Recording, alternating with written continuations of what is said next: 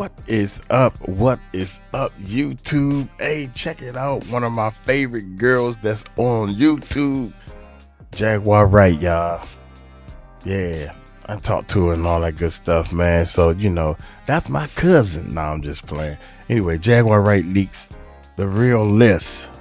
Why 50 Cent was, why 50 Cent was predicted in the Diddy document. What? Why 50 Cent was predicted. I don't put this tiger bomb on, y'all, and my eyes are watering. So anyway, hey, why Jaguar Wright leaks the real list. Why 50 Cent was protected in the documentary. Man, y'all hit that subscribe button, hit that bell.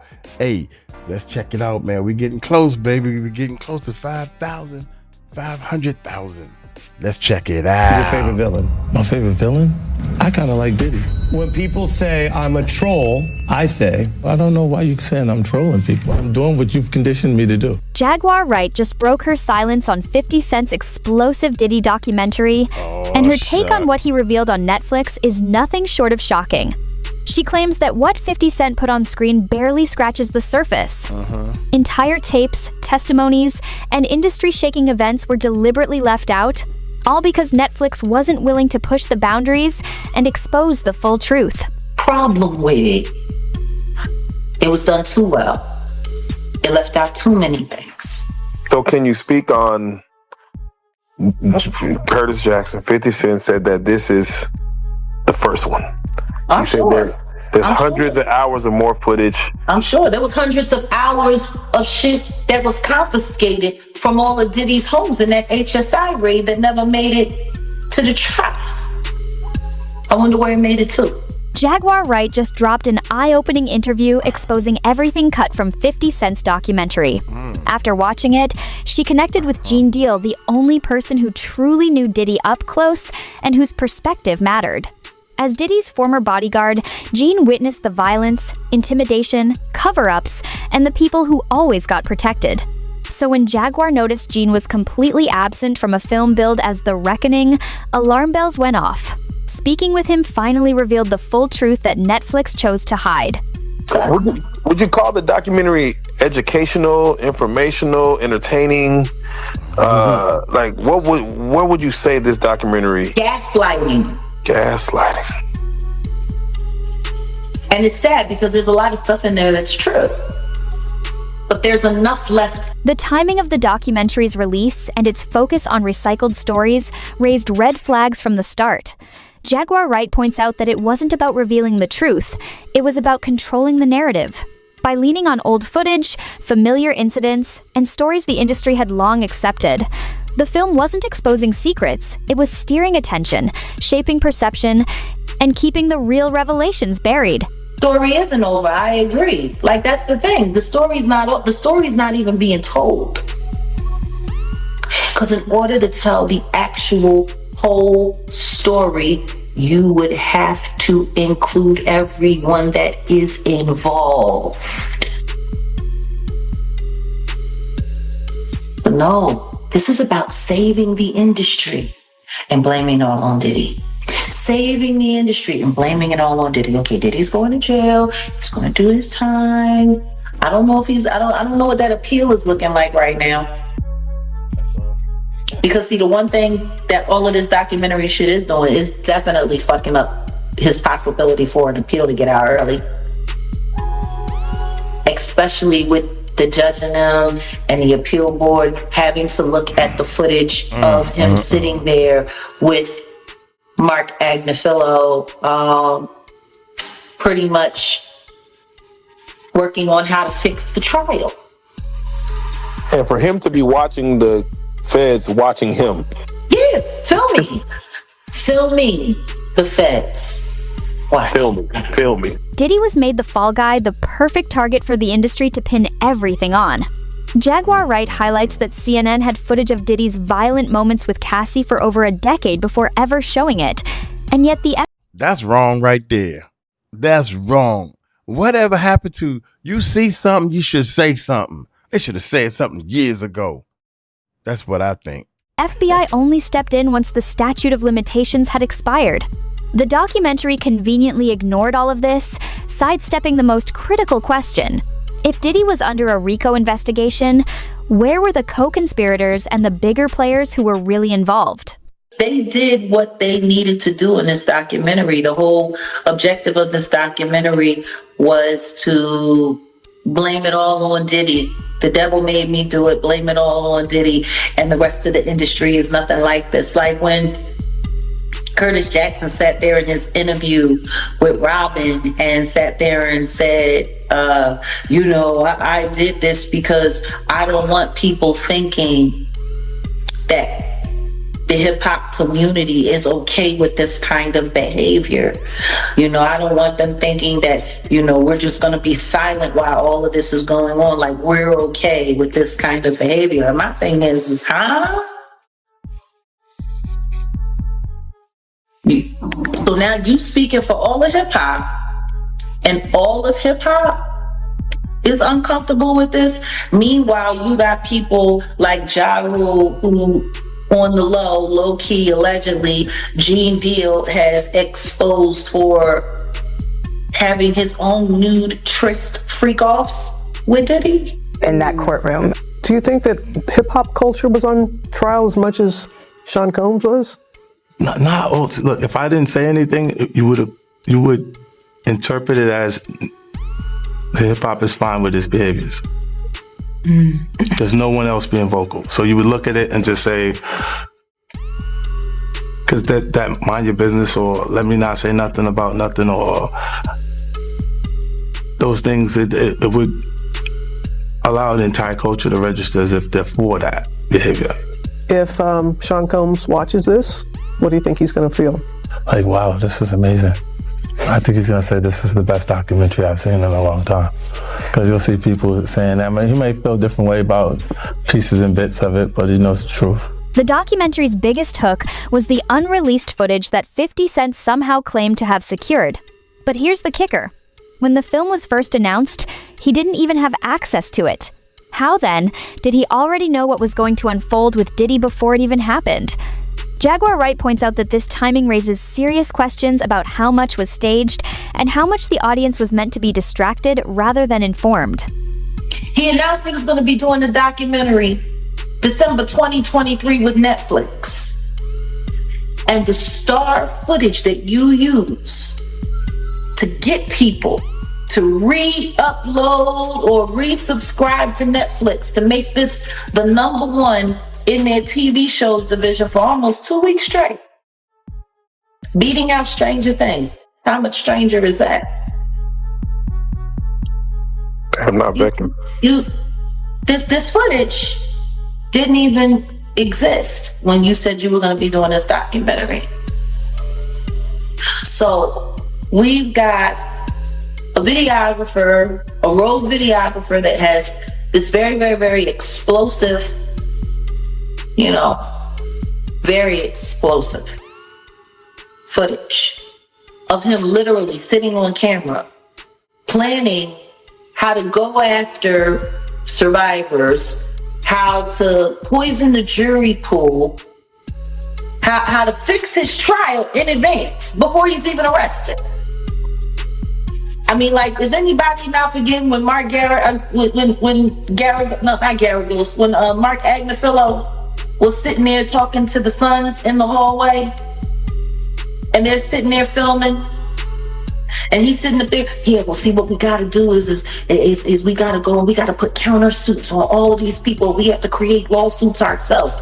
He's sitting there talking about creating lawsuits to affect public perception. Gene Deal ultimately refused to take part in the documentary once he realized 50 Cent didn't have real control. He was the one with all the concrete evidence, and after a 45-minute conversation with 50, it became clear that decisions about footage, payments, and which stories could even appear were being dictated entirely by Netflix and the production team. Recognizing that the truth would be filtered and manipulated, Gene walked away, leaving the real story untold. that they was going to spare no cost in doing this because he wanted to tell the story, and he wanted to tell the story like it was supposed to be told and everything like that. I said, yeah, okay. So then the director, I got to get her name, man, because it don't even sound. I want to put her on blast because she was telling me, you know, she was saying to me that what I was asking for was crazy, and they wasn't spending money like that. I'm talking about, you got footage, you got clothing, you got. I was doing footage. I had pictures, all the stuff that I had. You know, you could figure out a way to pay a brother and stuff like that. And then I was telling her about some prices that I've already received, and I had the invoices to show it. And then she was calling me like I was lying. I'm like, yo, who do you think you talking to? You know what I'm saying? And she was talking about, you know, there's no way nobody paid. Nobody what? I say, first of all you people come with these documentaries and stuff, the first thing you tell me, y'all tell these people out here that y'all don't pay, and y'all pay. You give, if you could make a picture look like $10,000, $15,000, you know what I'm saying? You can sit here and tell me that you're gonna pay me for my time sitting right down here with y'all. You understand? So then, you know, one thing led to another, and I was like, yo, all right, well then, you know, F you, you know, I spoke to 50, and then she said 50, and this is exact words that came out her mouth. 50 does not determine what goes in and go out of this documentary. And he definitely don't pay. He determine what somebody get paid. It's not his documentary like that. I was like, oh, so if it's not his documentary, and I spoke to him like that, I don't need to be doing nothing with you, because I'm doing this on the strength of him. But you gonna pay me if I, the 50 didn't have the power to do anything, but they using his name to like push the whole documentary, and that's what it was about. So wow, that's crazy. That's why you don't see a cameo other than the pictures they used of me on the film in the documentary. I got like 3 or 4 pictures in the documentary that I've seen of myself. You know, some people say they saw more, but I know three different times where I was certain places that you could actually see me in the documentary, and that's the only thing you're gonna get. But the stories that they told in the documentary, bro, come on. They could have went a whole lot deeper. They could have did a whole lot more. Gene Deal backed everything Jaguar Wright said and made it clear he wasn't just talking. He had physical proof, videos, photos, documents, and evidence collected over years. He presented it to the production team, but when he asked for fair compensation for his time and materials, they brushed him off. They weren't after the truth. They just needed someone to sit on camera and fill time, keeping the audience distracted while the real story stayed buried. Footage they got of Diddy leading up to him getting arrested, and how you feel about all that, man? Well, what I feel about the documentary, they left a whole lot of key things out. If they was going to do something, and they're going to say in the reckoning of Sean Combs, the reckoning, or Diddy, the reckoning, and stuff like that, it should have been a lot of people that we lost because of him. You know what I'm saying? It wasn't only Big, it wasn't only Tupac. You understand? For the atmosphere that he put those kids in, you got a guy named Anthony Wolf Jones, who was from Bad Boy, from its conception as doing security and being one of the financiers of Puff having to have some money to keep Big and Craig Mack around before he got to Clyde Davis. You know what I'm saying? They wasn't able to tell that story because they didn't have no intel on that story or what went down, or they didn't do their investigations right, which he also led up to the reason why Wolf ain't here today. You understand? They didn't tell that story. They didn't tell a story about Jessica Rosenbaum, who was at the City College situation. Some of the footage included in the documentary could have had real legal consequences. Diddy's own lawyers didn't even know he'd been recording their conversations. If jurors had seen evidence showing attempts to manipulate or poison the jury pool, it could have aided the FBI's case. What makes it even more shocking is how clearly Netflix is bending the story about how that footage was obtained, leaving the audience in the dark about what really happened. Can you imagine if they had had any testimony from Little Rod and the footage that he had from that incident that firearm incident where the guy G was damn near mortally wounded and was losing his life, and the footage that he had from that. Can you imagine if that had been shown to the jury? I can know, man. Like, why not? If it was available for them to get it from Little Rock to put it in a documentary, and Little Rock hasn't gone to trial yet, then why in God's name hasn't why did any of this make it to the feds? That's a great question. Why didn't they even subpoena or talk to? Curtis Jackson announced in December of 2023, after Cassie's lawsuit came out, that he was going to be doing his own documentary.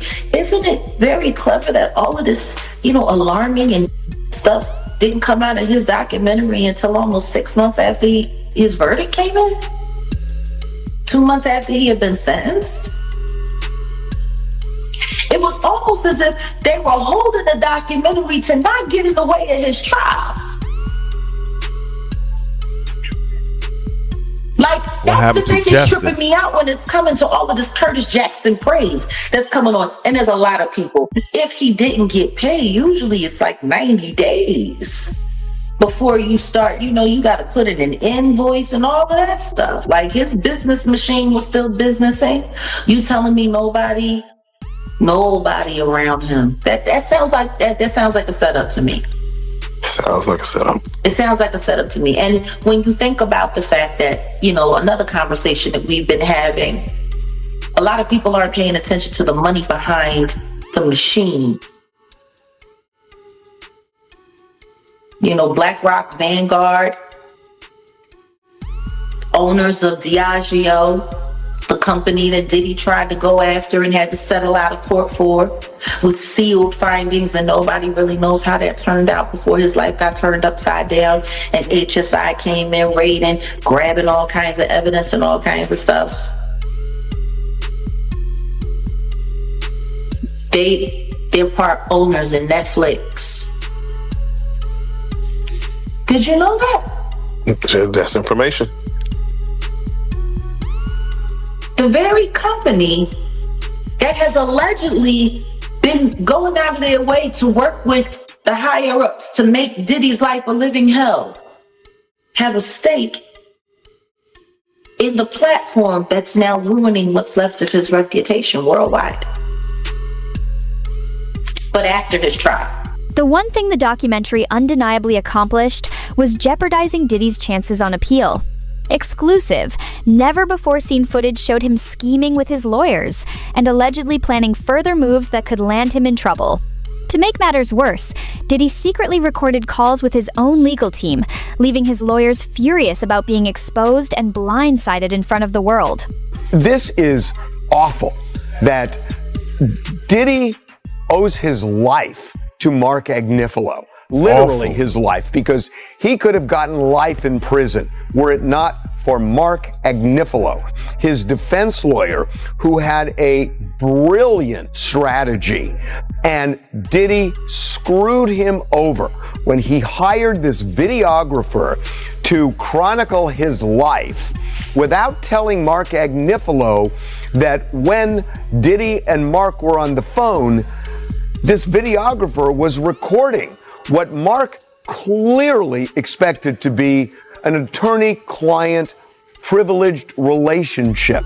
Now, it is true that the client holds that privilege, the lawyer doesn't, but Mark's clear expectation was that this was a private conversation. These were private conversations, and that he and Diddy could talk openly, and Mark could talk to Diddy not just as a client, but as a person, and tried to guide him in a time leading up to his arrest.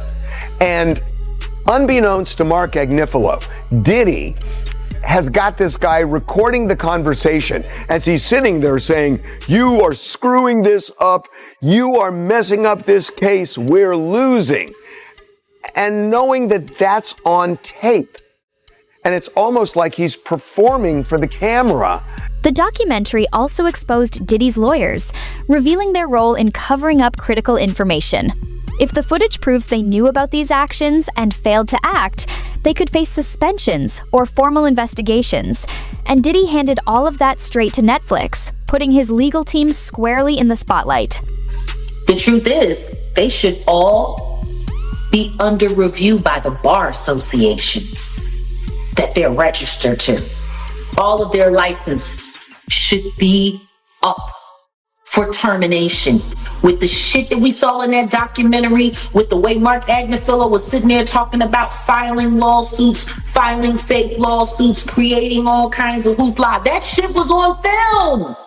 Lawyers ain't supposed to be talking that shit. Yeah, those are strategies that you're not supposed to actually see. Strategies? Hey. It is against the law. It's against the fucking law. That's why that black lawyer that left said, I cannot sit here and represent this. I can't represent this dude with the kind of shit that they doing. He wasn't interested in putting his motherfucking license on the line. But you get a weirdo, one the so-called survivor like Nicole Westmoreland, who's willing to get on the stand and cry for Diddy after she'd been ran through by Cash Money Record. All of this is unfolding while Diddy is still fighting his appeal, and there's no question his lawyers are furious, caught in the middle of a storm he just handed straight to Netflix. There's a new appeal from hip-hop mogul Sean Diddy Combs. His defense team is seeking his immediate release from federal prison, calling his 50-month sentence on charges of transportation for prostitution excessive. CB Cotton has the details live from our New York newsroom. Good to see you, CB.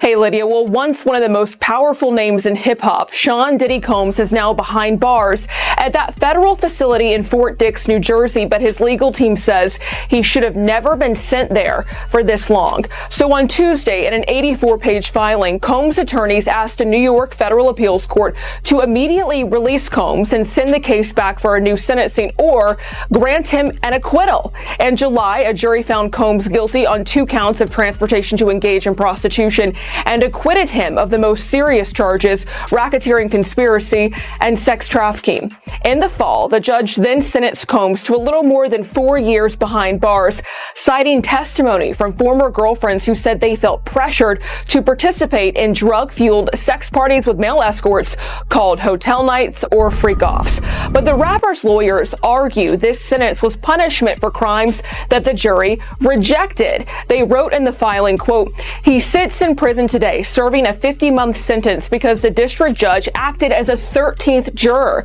The judge defied the jury's verdict and found Combs, quote, coerced, exploited, and forced his girlfriends to have sex and led a criminal conspiracy," end quote. And it's not just Diddy's appeal that's at risk. His lawyers are now personally entangled in the fallout. The documentary has essentially sealed Diddy's fate, putting his legal team in the crosshairs and exposing them to potential serious consequences. That's why they're scrambling to take it down, already issuing a cease and desist and threatening to sue 50 Cent and Netflix for over $1 billion. For Sean Diddy Combs trying to stop the release of a Netflix docuseries due out today.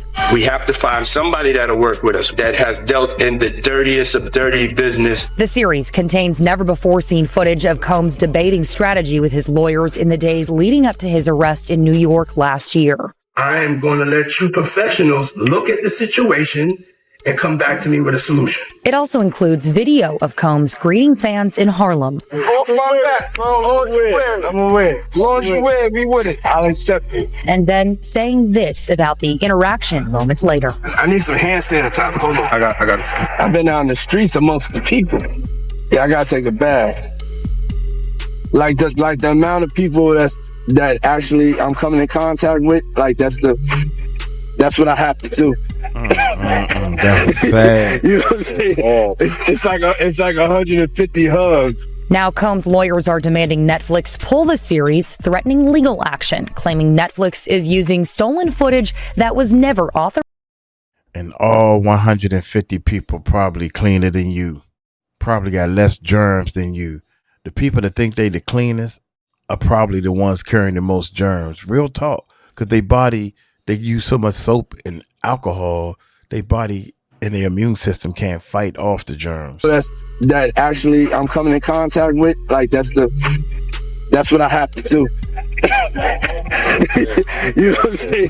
It's like 150 hugs. Now, Combs' lawyers are demanding Netflix pull the series, threatening legal action, claiming Netflix is using stolen footage that was never authorized for release as part of what they call a shameful hit piece. The series is executive produced by Combs' longtime rival, Curtis 50 Cent Jackson, and director Alex Stapleton, who said, quote, "We obtained the footage legally and have the necessary rights," end quote. Before the cease and desist demand was sent yesterday, Stapleton and Jackson sat down with our Robin Roberts to discuss the series. How do you respond to people who say that it's more about the disdain that you have for Sean Combs than it is for giving the victims a platform? It's not personal. Jaguar Wright even revealed exactly what Netflix chose to cut from the documentary, exposing the footage and stories they deliberately left out to keep the real truth hidden. I'm like, okay, more footage is coming out. Great. Who y'all gonna cut out? Who y'all gonna edit out this time? Like, cause that's what I'm gonna be looking for. I'm gonna be looking for all of the shit that they cut out. If the complete and utter truth comes out, 3 things happen. The entertainment industry collapses completely. Millions, possibly billions of advertising dollars don't get made. People go broke. Companies go under. That's why they fucking hate me. Not because I'm telling the truth on people. Because I'm telling the truth about the system. And I'm showing people the reality that the only thing that matters is that dollar. These entities, these companies, they don't care about none of these people. They don't care about none of these victims. They don't care about the perpetrators. They don't care about the prey. Shit, half the time, they're encouraging the predator. They don't care. It's all about the money. See? Gene Deal echoed this same warning months ago, claiming Diddy was using leverage over other high-profile figures to protect himself. According to Gene and Jaguar Wright, the real issue was never just one person. It was the powerful names tied to the situation, the ones who benefited, stayed silent, or were shielded behind the scenes. Those identities, they say, were exactly what the documentary was expected to reveal but never did. They saw what he did to Cassie. With the kicking, the punching. They saw what they did to Cassie. They know that nobody in America liked that. So now, these people are represented by a brand. Whether it's something about the music, clothing, movies. They not gonna come out and speak on nothing that has anything to do with them. And they praying that they not on the tape. Doing crazy stuff, being oiled up in the whole 9 yards. They praying. So until the feds say, hey, yo, listen here. We got you on, hey buddy, we got you on this tape, and girl looked like she was pretty young. We're not gonna show it, but we need you to come and testify against Brother Love, P. Diddy, Puff Daddy, you know, Sean Combs. That's when they're gonna start talking, and they're not gonna be talking in his favor. When the feds come to them and show them what they got on tape. Gene Deal has been calling out the same powerful figures for years, repeating the same warnings and accounts long before any documentary cameras ever showed up. That consistency is why many people take him seriously. His story has never shifted. In contrast, 50 Cent's position appears to have evolved over time, raising questions about why the message changed once the spotlight and major platforms entered the picture. Cassie doing, that's his doing, and his learned behavior from the people that mentored him. You got to realize, man, he learned from Andre Harrell. He learned from Russell Simmons. He learned from Clyde Davis. You understand? When those people are telling you that they were heavy into the drugs, they was heavy into beating women and doing things at that age, at that crazy stage, that's going to make him think that he could get away with the same thing that they was getting away with back then. You understand? The things that he was saying, you know, the touchy-feely between two men and all that stuff like that, man. All that, he learned that from them dudes. When I told y'all the story, when me and my man went up to Russell Simmons and he had a house and he had a man in bikini drawers in his bedroom, in his bed. You understand? Bruh, this is that he learned. I'm assuming he learned it from them. Let me put that. And I'm not going to say alleged because I saw that for my own self. My man was with me, Slick was with me, and we saw that for our own self. The most shocking twist? Diddy is reportedly planning his own documentary, featuring Justin and Christian Combs, the first time either of them has publicly addressed their father's actions since the trial began. The film is expected to drop in March 2026, marking a major new chapter in a story that's already full of controversy and unanswered questions. Unanswered questions is what we have for a very long time, man. Unanswered questions. Man, hey, y'all let me know what y'all think, man. I'm gonna get on up out of here, get to the next video, man. I'm going to get on a plane in a couple of hours, so I gotta watch out for that. I'm gonna do some reactions on the plane, dog. And I'm also working on this YouTube course, so I gotta work that into my intro. So y'all take it light, take it slow. Tell them Uncle Mike told you so. Peace out.